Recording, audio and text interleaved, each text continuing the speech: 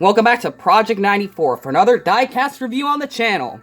Today, we're going to be taking a look at William Byron's 2022 Liberty University Patriotic car for the NASCAR Salute Coca-Cola 600, the Hendrick Motorsports number 24.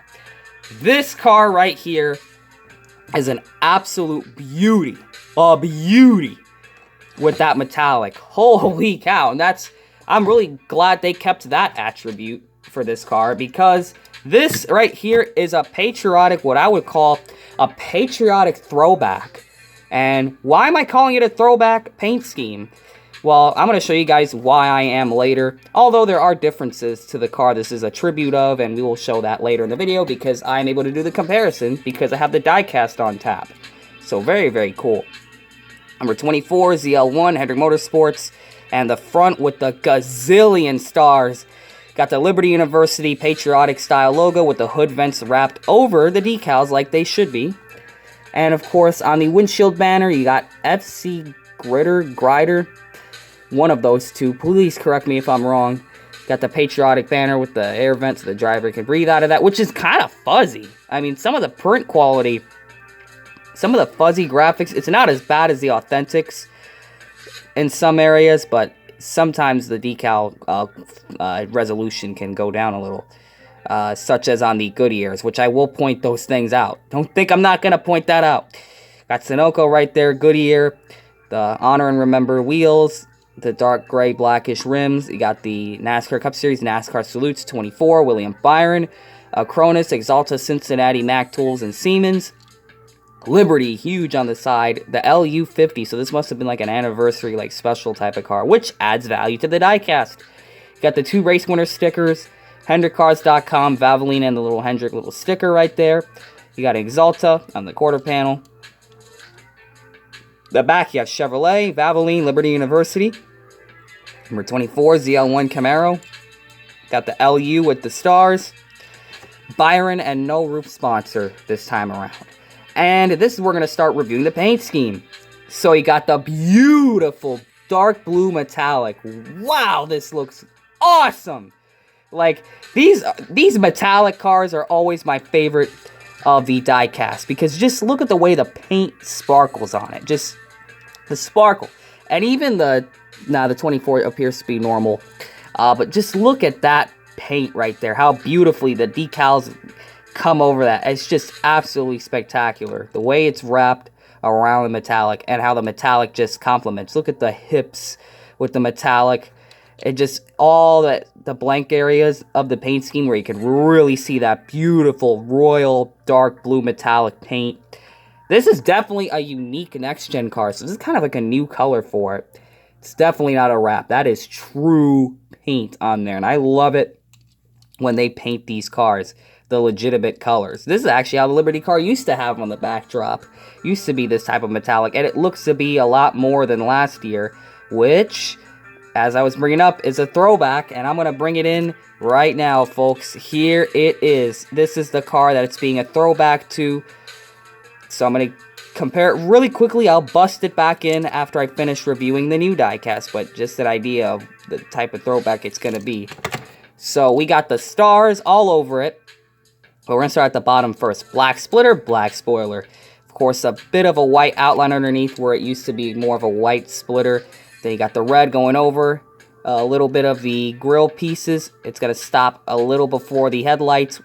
Red stars on the red. And look at all those stars. I'm not even going to begin to count all those stars. Holy cow. It's definitely more than the car it's being a throwback of. Which is cool. Like, anytime you got a chance to improve it. Add more detail. And they did. They added more stars. It's almost like you take a donut or a cake and you dip it in like a cup or a bowl of sprinkles, and you just ends up all over it, man. Very, very cool. It's got all those stars, and it's almost like wrapping like a kind of like eyebrows almost, or a beard. Very, very cool. It just comes around, wraps around, and then just goes over the headlights and then back up again. Just kind of swoops. And it's even on both sides, which is nice.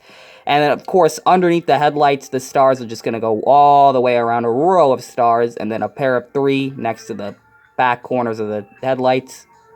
White Goodyears. And of course, you're going to have some more stars. So you got, let's see, 1, 2, 3, 4, 5 right here. Some of them are cut off, so I can't really count it on that side. A big star next to the NASCAR salutes. And the stripes on it, from where it was starting in the front, you're going to have a thin stripe right there with the white and red stripes from the American flag, which is going to have 1, 2 on that one, and then 1, 2, 3 on the big stripe that's on the side.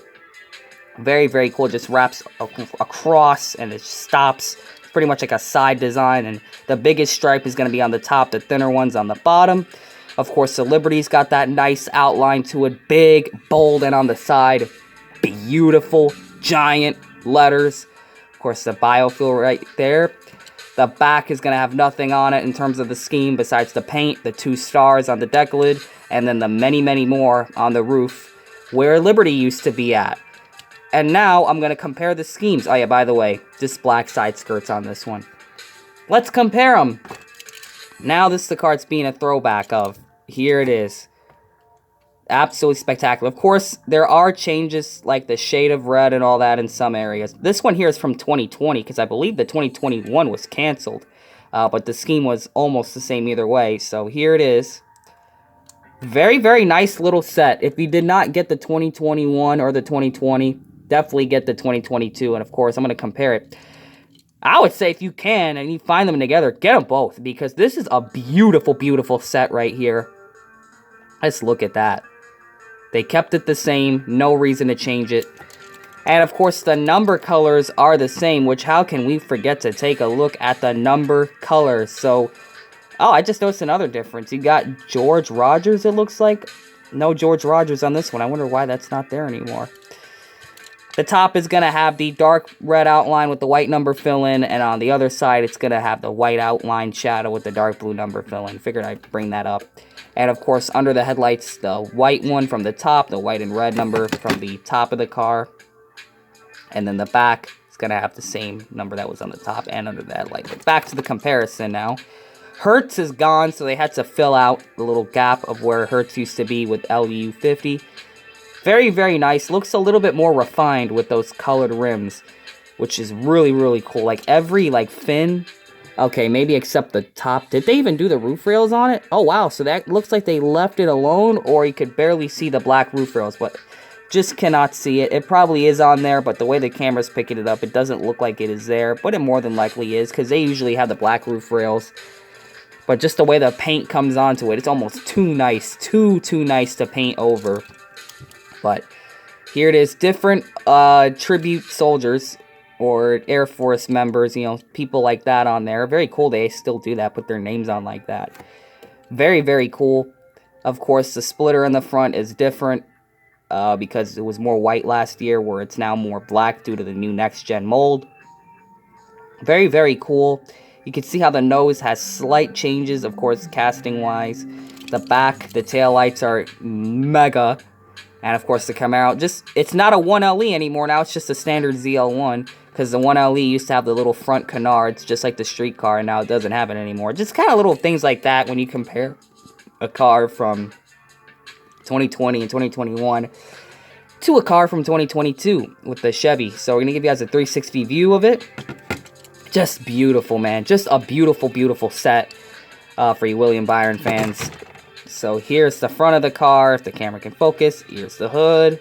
Just giving you more close-ups of that beautiful paint. Here's the right side. Really, really nice car, guys. Here's the back. Here's the deck lid. Here's the roof.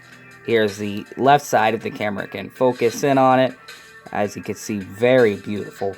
And of course, the underbody, the underbody. It's not a chassis anymore, that's underbody. Very, very nice car.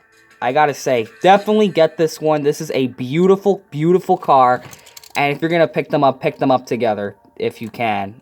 Because I'm really sure that this would make a good set for your collection. Just see how that looks? Fantastic, man. Doesn't get any better than that, man. Just the metallic blue paint. And by the way, it looks like it's more exaggerated on this car. It looks like a lot more visible. And a bit less clear coat, because if you look at last year's, it looks a little darker.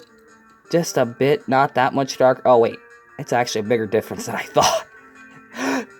Look at the way that dark blue is. I mean, it is meant to be the same, but it looks like the next gen's a little brighter. That's kind of a little detail to point out right there. Definitely a beautiful car. So I hope you guys enjoyed this diecast review. We're starting to get some more videos up here, more patriotics, more throwbacks, some more secondaries. So we're building up the roster, so to speak, of just different types of paint schemes. So very, very nice car. The variety is starting to go up. And stay tuned for a few more retros, maybe some more classic throwback videos of my filming career and all that, because that's just cool to put out there. But for William Byron fans, definitely get this one. You could also pick it up in the, like I did, the 4-pack. I keep saying 5-pack. It's a 4-pack. So there it is. Beautiful, beautiful packaging. So we've reviewed that one. We've looked at that one in the 124. We've looked at this one, leaving one more car to be reviewed. And that is the Larson one. So stay tuned for that. And it looks like there's going to be, let's see, 2 more to go in the throwback pack and 1 more to go in the patriotic. So I'm going to have fun doing it. Thank you all for checking out this diecast review. Comment, like, and subscribe, and we will see you guys in the next diecast review. And always remember to make sure you know what you're doing when you're putting decals on your diecast.